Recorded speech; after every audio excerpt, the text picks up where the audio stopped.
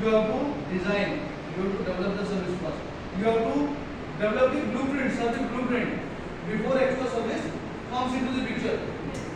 And then you can design the actual process and then can get back to the customers.